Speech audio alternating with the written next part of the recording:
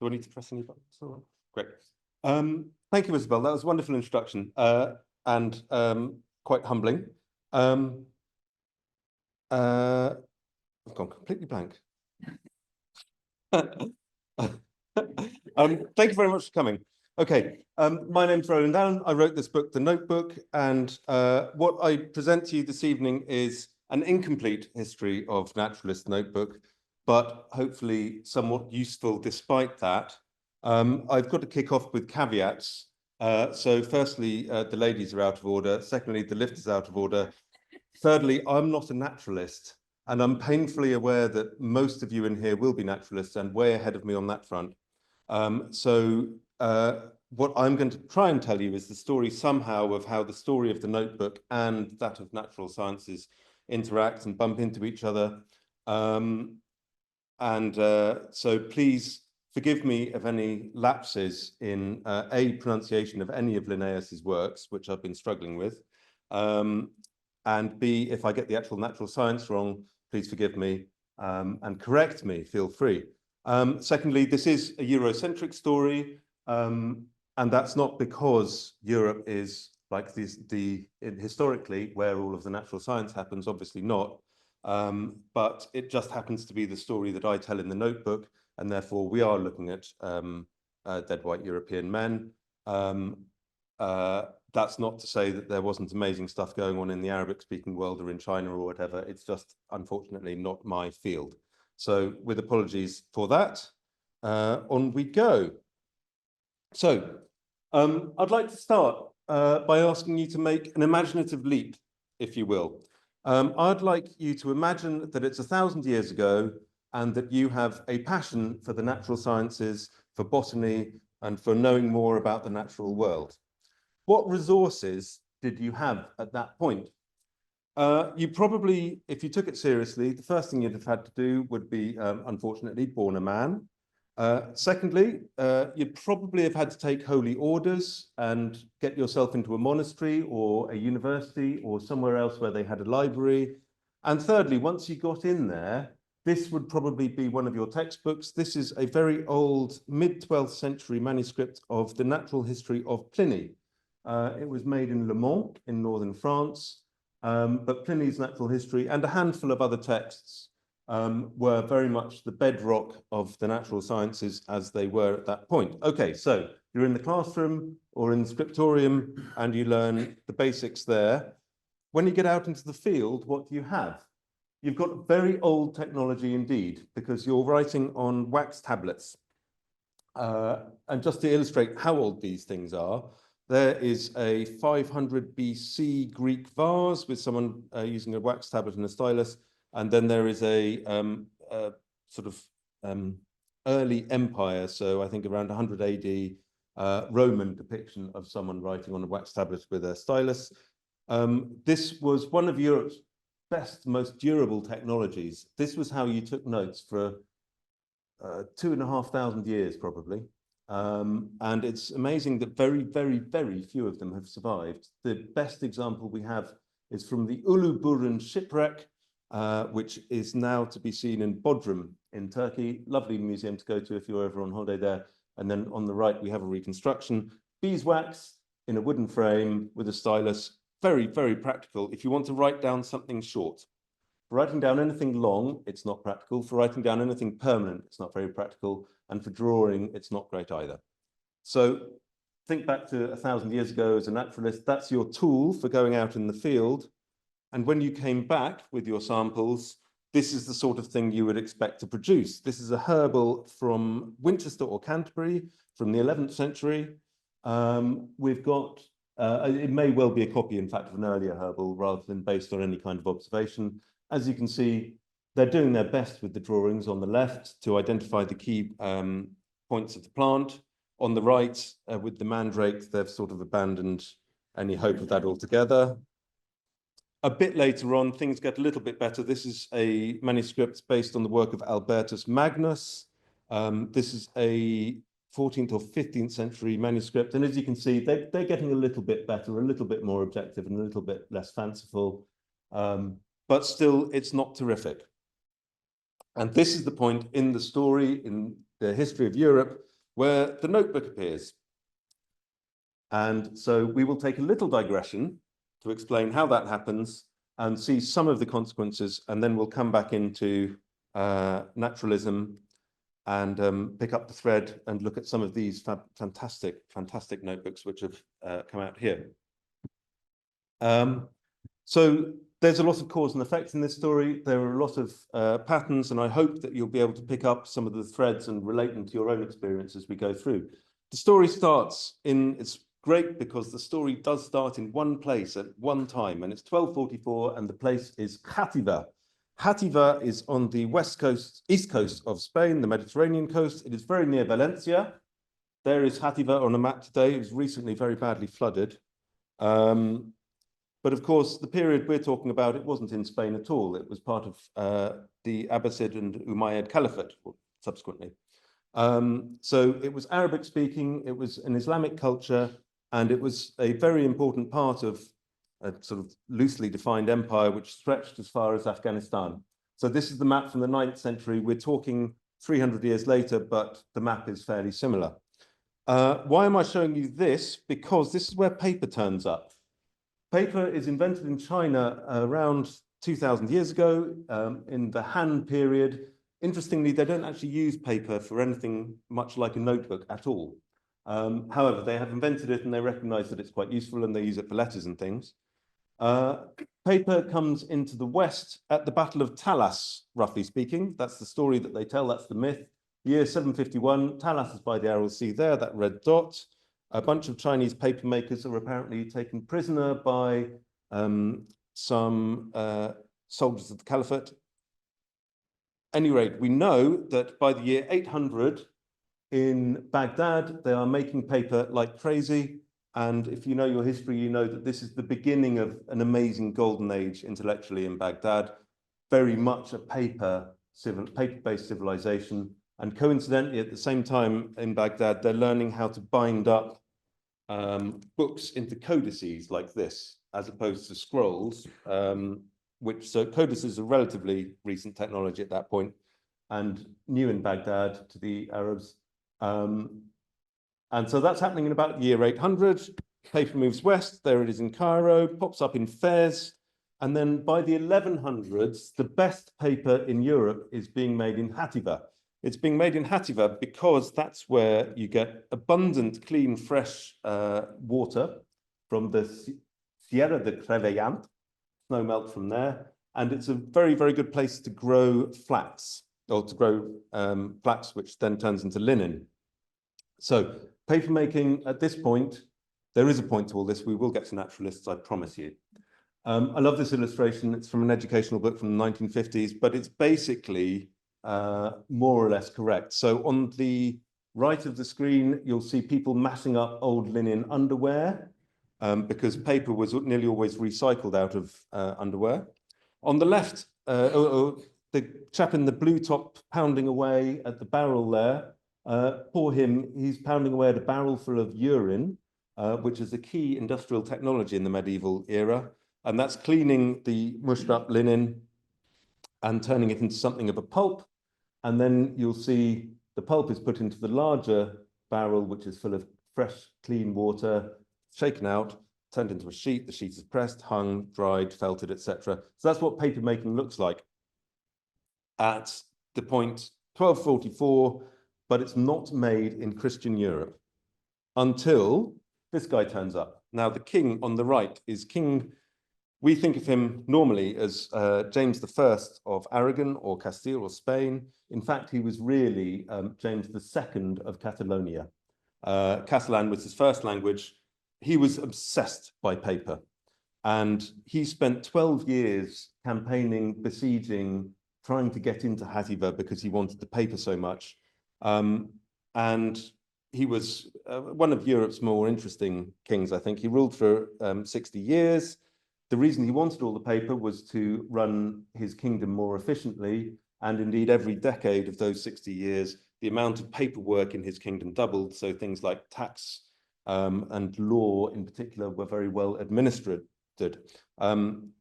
Slight diversion, he also wrote one of the first autobiographies in a European language, the Book of Deeds. He wrote various other books, and his code of laws for the sea, marine law, which is called the Libre de Conseillat, I think, actually formed the basis of maritime law across the world right up until about 100 years ago. So he was quite a character. There is one of the pages of an early copy of the Libre de Conseillat. So he conquers quite successfully down that coast and ends up with what is here called the Kingdom of Aragon. He splits it between his three sons, but that doesn't matter. It's a massive failure. It's King Lear, if you like. His three sons immediately go to war with each other, and it's all a disaster. Doesn't matter because the genie is out of the bottle. So papermaking moves from Hativa to the Balearics to Provence, and then most crucially, by far, to a town called Fabriano, which is in the Marche in the Papal States in Italy. And this is the year 1267. And the big development there is that they turn a fulling mill for pounding wool so that you can spin it and weave it. They turn a fulling mill into a paper mill, which is driven by water. So this is one of Europe's very first industrial processes, is paper making. And it starts in about 1267, 68. And you'll see here a water wheel on the right, which drives that shaft, which is slightly gloomy in shadow there. Trip hammers then pushed up and down. And then there's a basin sort of right in the middle of the picture there, which is full of pulp. And that's being mushed by these beams going up and down with nails on the end. So that's where paper making as an industrial process starts. And they're still doing it that way in Fabriano today, which is pretty impressive, I think, nearly 800 years on. But Fabriano itself is not a terrifically interesting town. Just down the road, however, you have Florence. Florence really is an interesting town in about the year 1300. Let's just look at one aspect of it. It's phenomenally rich. It's a population of 100,000. It's richer than nearly every other place in Europe, and definitely competing with the great cities of the East at that point. Now, this throws up a very big question. If you look at a map, you'll see that Florence doesn't have a port. It doesn't have much agricultural land to speak of. Florence can never feed itself off its own land. It never has a standing army, and it's not in any particularly brilliant location. So how did Florence get to be this world-beating city? And the answer is trade. It's at the center of the business end of Europe's most important trade route. So at the top of that sort of dog's bone, you've got the Champagne region and the Low Countries and a lot of wool. And at the bottom of it, you've got the three great trading centers of Italy, which are Venice and Genoa, both of them ports, which do a lot of business with the East. And Florence, which does its own thing, which is largely, or two main industries. Firstly, turning northern wool into really high quality cloth and then exporting it back up to northern Italy. Secondly, banking. They're fantastic at banking. They're amazing money managers. And they bank, for instance, for the Vatican. And a bank at this point looks like this. This is a 1330s illustration from a manuscript. You'll notice that there's no money. There's no gold coins anywhere in this picture, except possibly for the kids begging for some pocket money on the right there. There are, however, two business ledgers, and this is where the notebook starts really to come into its own. So all of this is by way of a bit of throat clearing. Sorry to put you through the history of paper, but it was necessary. And here is our first notebook. This is a personal favorite of mine. It's a business notebook from the year 1299, and it belonged to a company called the Farolfi, which was a family firm based in Florence, although this notebook was actually written in Provence. Does anyone here have any accountancy training or bookkeeping qualifications, any kind of money management qualifications? None at all? No? Normally there's at least one person. They are the real heroes of this story. This notebook is it's a business notebook, as I say. It's the first document in the world with all the 7 principles of accountancy in place, which is to say single currency unit, accounting entity, which is a company, counting period, year, algebraic opposition, which is assets versus liabilities or credit versus debit, balanced, importantly. It has proprietor's equity, it has profit and loss, and it has depreciation. That is a complete set of accountancy principles. This is where they invent money management. It's the year 1300 in Florence-ish, and it's never been significantly changed since then. They also invent the company, the limited liability partnership, complicated insurance, the futures market, etc., etc. Capitalism is invented here and really at that moment. And paper notebooks are absolutely critical to it, because when you write something on paper, unlike that parchment we looked at before, it stays there. So this is a very beautiful illuminated manuscript on parchment, but you need to imagine that everything on there has been painted on and it can easily be scraped off. And if you're working in any kind of business at all, you know that this is fatal, because if you can't trust your books, if they can be changed at any point, then your business is doomed. And exactly the same applies here. So what we have on the left is the new paper notebook technology, which is cheap, which is permanent, which you can use outdoors, which you can carry everywhere, compared with what you have before, which is the traditional parchment, in our case, a herbal. And the difference between the two materials is really important. And that's what sort of prompts massive changes, first in Italy, but then across Europe. And that's what will take us in a short time to some naturalist notebooks. But first, let's stop off in Florence again. This is now the Via de Proconsolo, which is a small and indistinguished side street in the middle of Florence. However, back then, and for several centuries, it was known as the Via dei Cartolai. It was the street of stationers. So if you lived in Florence, which was a huge financial center, of course, that was where you went to get your notebooks and your paper and ink and so on. And they looked like this. They were typically quite fat. These are about A5 in size and bulky. They're real bricks. Not too heavy because the paper's still quite sort of spongy and lightweight. And if you wanted to keep them safe, you would just bind them informally, like these are in parchment, which does a very good job at holding them together.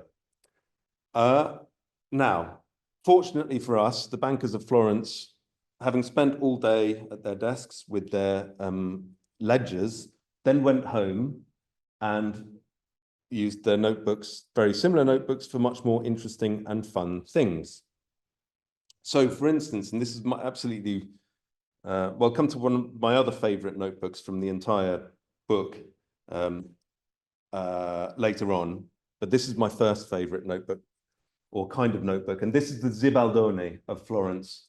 We're talking 14th, 15th, 16th centuries, and Zibaldone is Tuscan for salad. And that's exactly what these books are. You would keep it at home. Everyone in Florence seems to have kept one in the family. And it would be like a family book, and it would be a collection of fables, Bible stories, ancient and modern poems, current events, recipes, very popular, cures, family records, prayers. You could have something in Latin, you could have something in Italian, you could have something which was sacred, you could have something which was from Ovid and completely obscene or profane. And this was the only way you could keep literature in your home, because of course this is an age before print. You can't just go out and buy a book like you or I can. If you want to have literature in the home, you have to write it down yourself or pay a scribe to do it for you. And of course, scribes cost money. So everyone in Florence was literate at this point, pretty much, we know that. And the vast majority of households had a couple of books in them, and they were nearly always Zibaldone. So they're lovely. They're so fun because they're very similar in idea to a mixtape. If you remember making a mixtape in the 80s, just putting your favorite tracks onto one cassette. These books were like that. These notebooks were like that. And this is the first example of notebook culture moving out of the counting house and into the kitchen, into the home. This is a scene from Aesop's Fables, for instance. I think this is a story from Ovid. And this is a a story of the life of St. Catherine, I believe. But that just goes to show the mix. Hundreds of these notebooks survive in the collections in Florence. They are not well enough understood, certainly not by me, but they are just fantastic, and they're this real window into what life was like in Florence. They had other effects as well, which we will skip here. This is a lovely page from the back of a Zibaldone. It's the last page. This really brings the atmosphere to life. This is a child learning their ABCD off their mother. It was a mother's duty in Florence to teach you your alphabet before you went off either to convent school or to business school if you were a boy. And what I love about this is that the picture on the left is St. Catherine again. There is a prayer next to it. This makes it very clear that this is a mother teaching a small girl her alphabet. So this takes us up to about the year, or the end of the 15th century. And you just need to bear in mind that the notebook was the main, if not the only, sort of information technology with memory built into it for Europeans at that period. Late 15th century, of course, we have print, which comes along in 1455 in Mainz in Germany, but very quickly spreads all over the place. And we go very quickly from this situation where in order to have literature in your house, you had to copy it out yourself. Suddenly, by the end of the 15th century, Europe is awash with printed books. They are expensive, but Europeans suddenly have a different problem, which is that there are too many books. And this is where we start to get near to the Naturalist notebook. The year 1512, we have Erasmus writing. Now, Erasmus of Rotterdam was a theologian. He was Catholic, but he was respected by all at this time, even the Protestants as they were turning up. And he identified educationally this copiousness of available material to read as being a real problem. And Erasmus, he's a great educationalist. And he had to do with the founding of St. Paul's School here in London. Actually, as well, he was a great friend of John Colet, who founded the school here just down the road. He, in the 1512, wrote De Copia, and in De Copia, he put out the idea of the Commonplace book. Now, the Commonplace book is very different to the Zibaldone, which we've seen before, because the Commonplace book is emphatically hard work and it is not fun. So you're keeping a Zibaldone for fun, and at school or at university, you're keeping a Commonplace book, which is a way of organizing your thoughts very, very rigorously. So here's Erasmus. Born 1466, very unhappy, very unsuccessful youth, followed by a stupendously successful middle age. And at his peak, he was selling about 10% of all books in Europe were written by Erasmus. He was quite a phenomenon. In 1512, he wrote De Copia on the foundations of the abundant style. And this goes on to become the most important educational tool in Europe for hundreds of years, because he comes up with the Commonplace book. So this is not random, as I say. It's hard work. It's not enjoyable, but it is an amazing educational tool. How does it work? You take a blank notebook. I always thought that they were quite large, but we've got one of Linnaeus's down here, and it's absolutely tiny. So I have no idea how big this example was. It could have been tiny too. At the top, you see there's a head word, and it's tyrannus, because the person who was using it was interested in the concept of tyranny. And whenever he came across a useful phrase, anything to do with the subject of tyranny in any of his reading, the Bible, the Church Fathers, the histories of England or elsewhere, the classics, he would select the important bit, write it down and put a source and so on. And he would end up with his own, I say he advisedly, because this was a boys' school thing. He would end up making his own encyclopedia. So this is just one page of hundreds in a book. This is actually a page of John Milton's own Commonplace book, but there would have been thousands or tens of thousands of identical Commonplace books in circulation when he was a young man. This is how you learned at school, and this is how you get that hyper-literate generation, the Shakespeares, the Johnsons, the Marlowes, etc., because they all studied at grammar schools with commonplace books. But what's important for us is that you're organizing information. And they knew this. Francis Bacon was a hugely enthusiastic notebooker. He had commonplace books. He had a very varied career. And at one point, he sat down and he counted up all of the notebooks which he actually had in use at any one time for his work, for his studies, for managing his household. 28 notebooks, each dedicated to a different subject. And then there was the 29th notebook in which he wrote his list. And of course, he was a terrific, I say early scientist, but I guess scientific theorist. He wrote, natural and experimental history is so various and scattered that it confounds and disturbs the understanding unless it be limited and placed in the right order.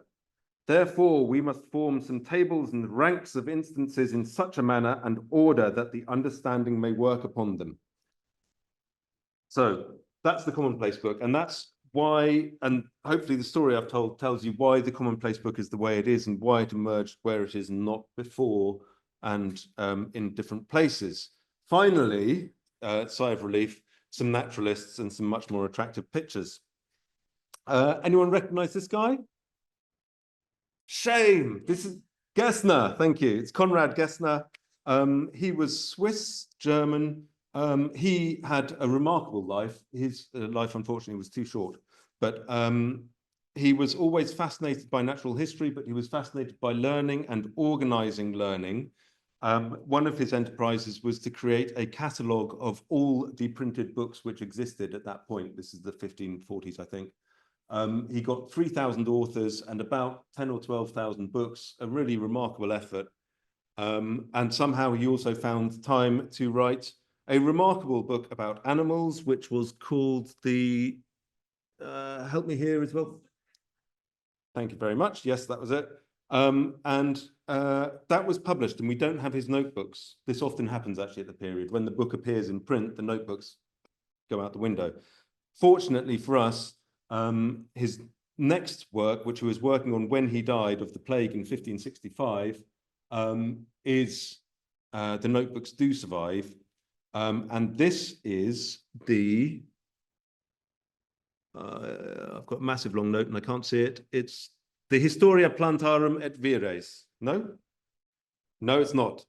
It's the Historia Plantarum, yes? Yes, it is the Historia Plantarum. And what you'll notice about this is that we have a botanical artist who is sort of worthy of the name. In fact, he did about half of the drawings in the Historia Plantarum, and about half of them were done by an English colleague of his. But immediately you see it's a massive jump forward from the medieval herbals, right? And so much of what you, I hope, would recognize is present in these drawings. They're realistic, they're lifelike. He tries to capture plants at different stages in their development. So on the same page, you will have the seed pod, the sprout, the flowering plant, and then the seed itself as well. Everything's covered in notes.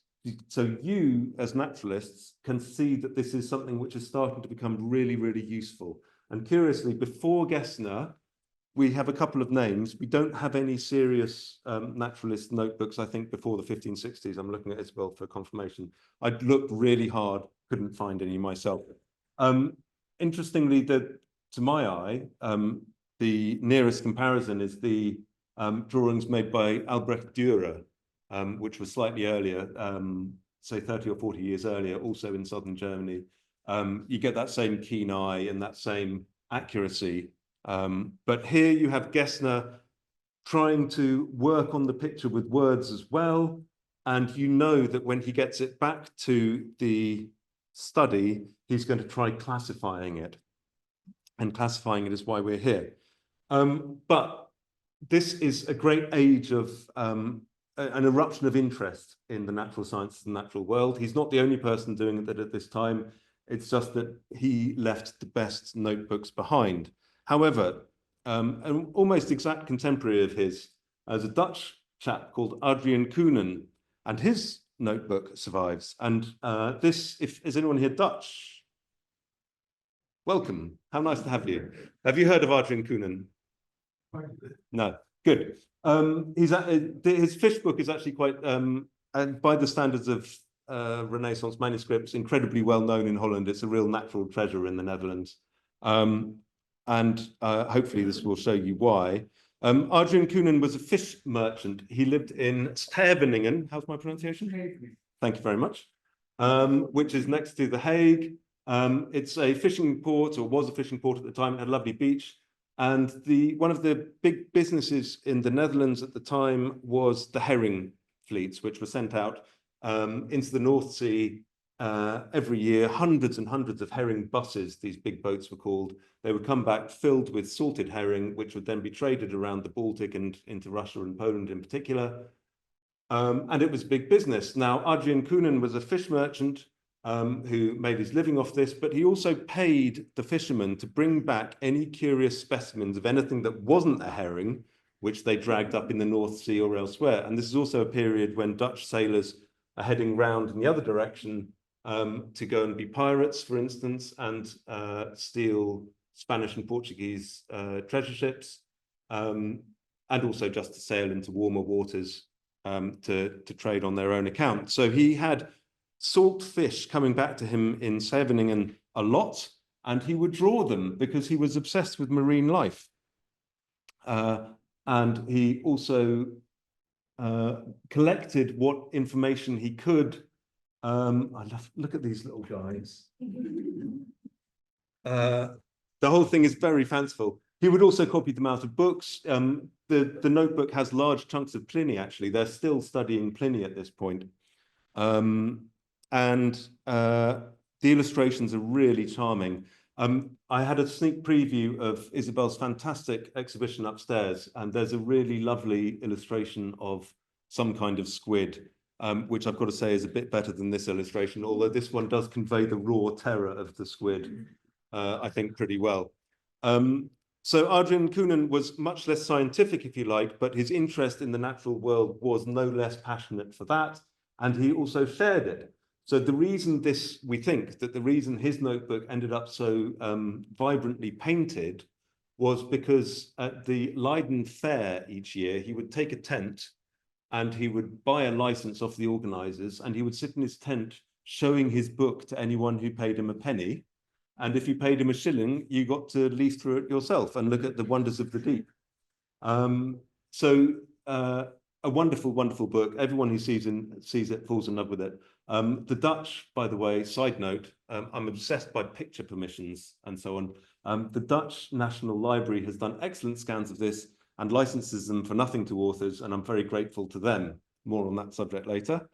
So you can go on Wikipedia or Wikimedia Commons and you can see the whole book up there. It is glorious, and I've barely scraped the surface with these. So that's Adrian Coenen's fish book. Originally just one copy, not replicated. Never replicated, no.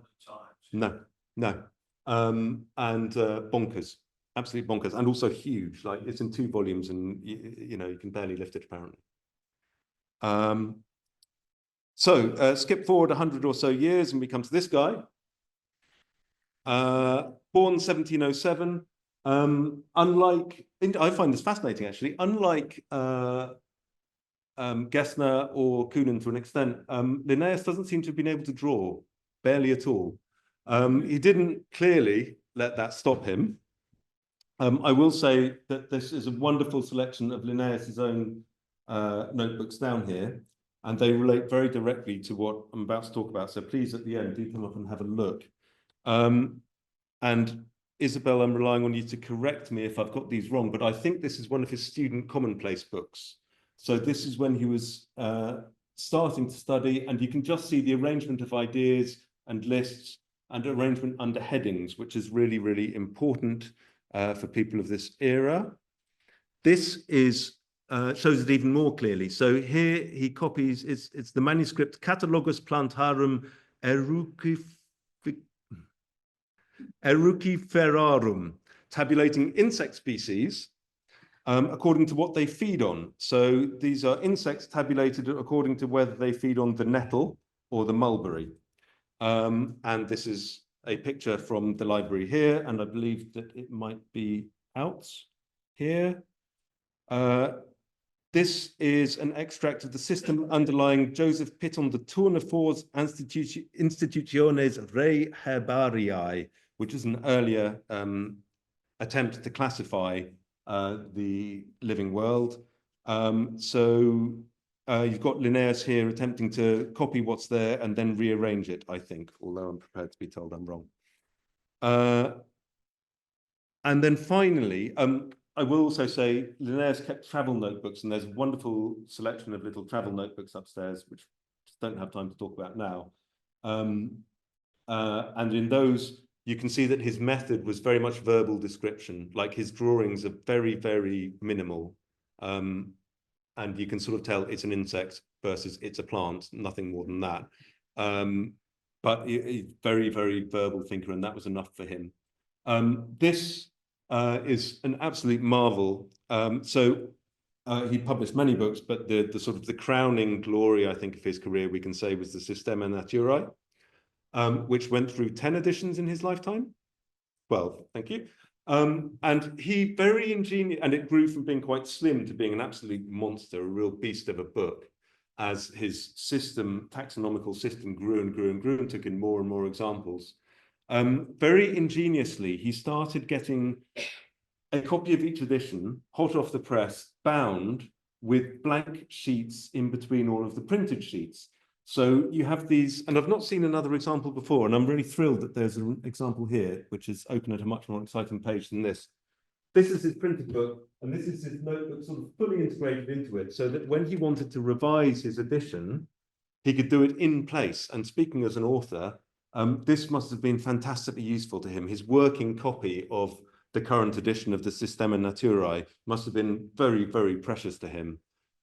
Because, you know, the whole future rested on it, but also an incredibly efficient way to work. Everything's in the right place automatically, and it's a way you can sort of think on the page and adjust what you've already done. So I think it's not a pure notebook, if you like, but I think these are really wonderfully interesting things. And it is, well, there is another one there, which you can see. Linnaeus also had like many people at this point, had appallingly small handwriting, a real exercise in torture. However, to come to tortuous handwriting, there is no one to beat this guy. Okay, so, you know, this is the young Charles Darwin, pictured shortly before sailing at Christmas 1831 on the Beagle. I learned, I think, when I was researching this, that nearly everyone who sailed had a hangover because it was the day after Boxing Day, I believe. And it was obviously an epical voyage. We think of the Galapagos, but he stopped in lots of other places as well. Now, I think this is, apart from the Zibaldoni, I think this is the favorite of all of the notebooks that I came across is Darwin's, because he was an incredibly methodical, everyone's a methodical notebook user in those days, but he really took it to, raised it to a new height. So, the Beagle methodology, writ large, if you like, was to sail from place to place. Charles would go ashore, traveling light, and he would take notes on everything he saw, geology, animals, plants, people. He would collect as much as he could carry in terms of rock samples, fossils, plants, animals, eggs, whatever you like, tortoises.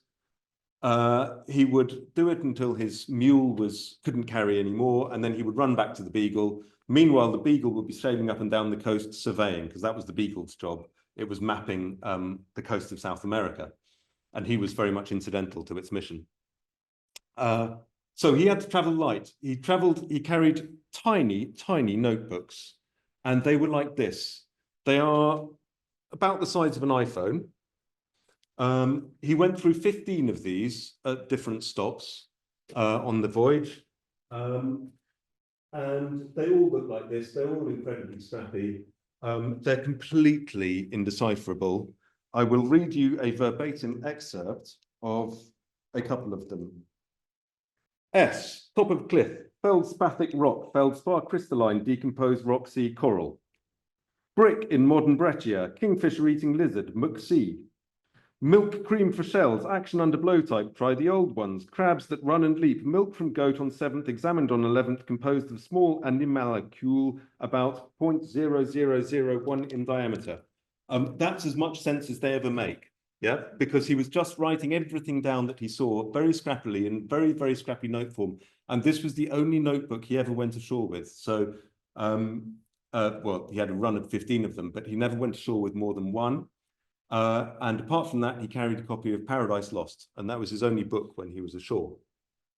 The magic happened when he got back onto the Beagle. Now, he shared a cabin with Fitzroy, the captain of the Beagle. He had a small scientific library, and he had a place where he could work.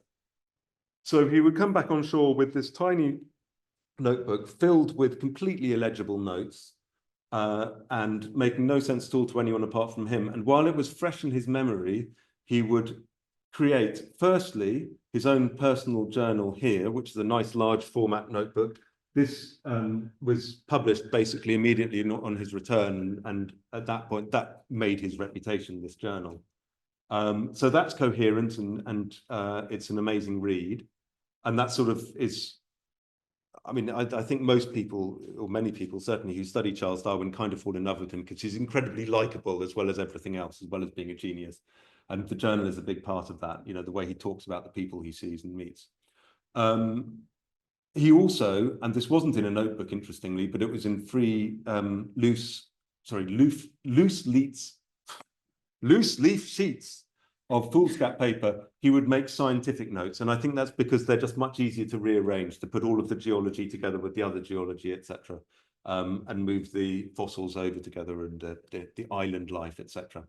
So it's very organized notebooking. There's a very, very clear process.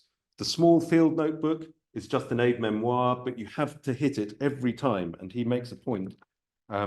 We're a bit short of time, so I won't read it, but there's a long quotation of Darwin's where he says, you just have to write down everything right then, otherwise you lose it forever.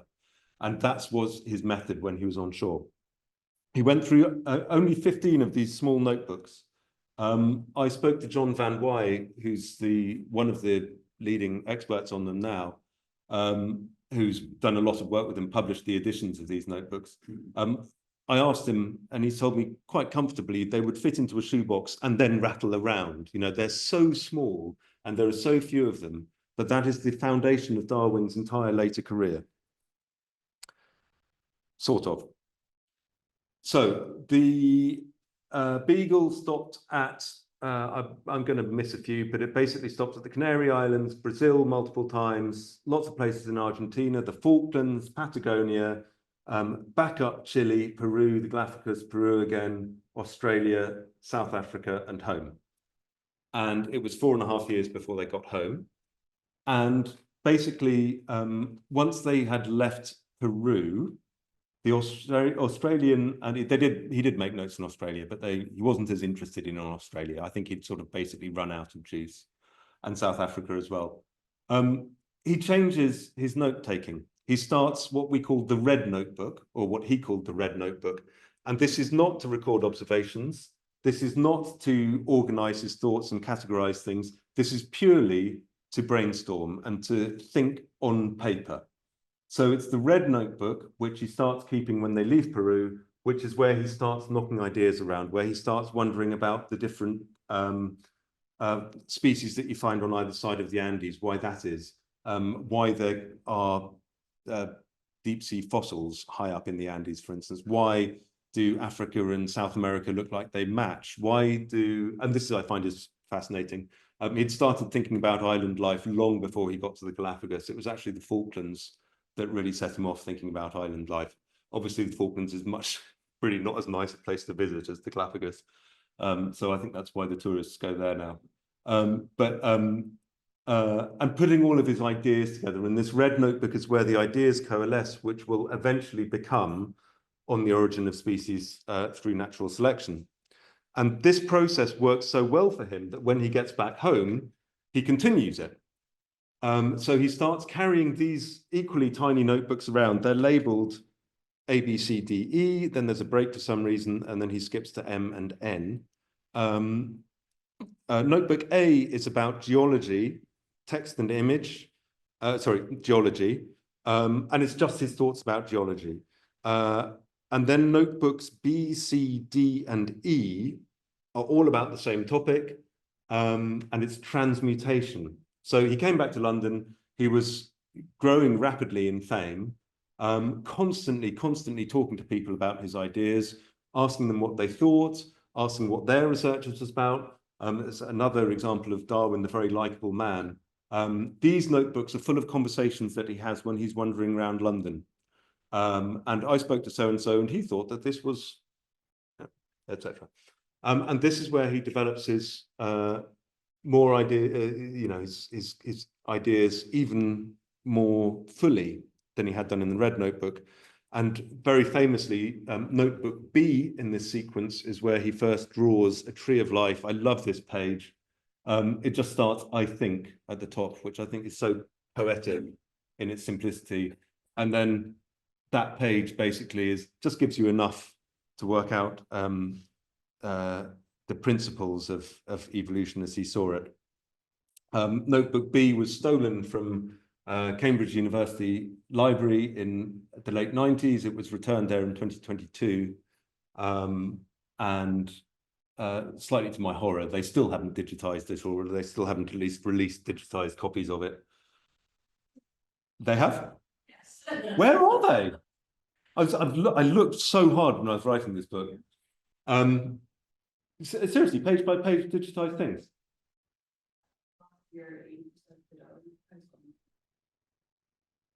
Okay, as of last year, okay. So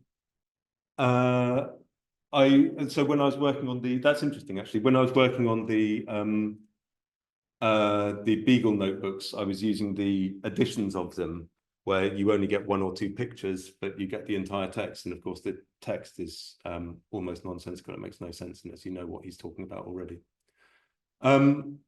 So in summary, I cast it open to you. I hope that this has been a little bit inspiring. I wrote the book as a sort of, I guess, as an amateur historian, and I ended up being a bit of an advocate. And I really, having learned so much about this, I really recommend to you that you yourselves turn to your notebooks again, that you use them to organize your thoughts, that you use them to put some order into your life, and that you use them to brainstorm and come up with new ideas, because I think they have been so valuable to all of the people we've spoken about today. Personally, they've been very valuable to me. These are mine, or some of them.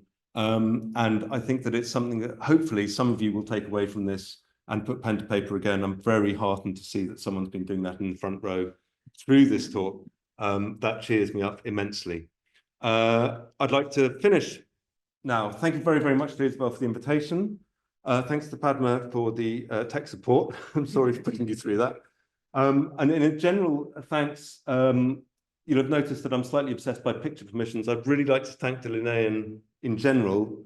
Of all the institutions I contacted to get pictures permissions from, easily, far and away the best to deal with, very quick, very polite, and very cheap.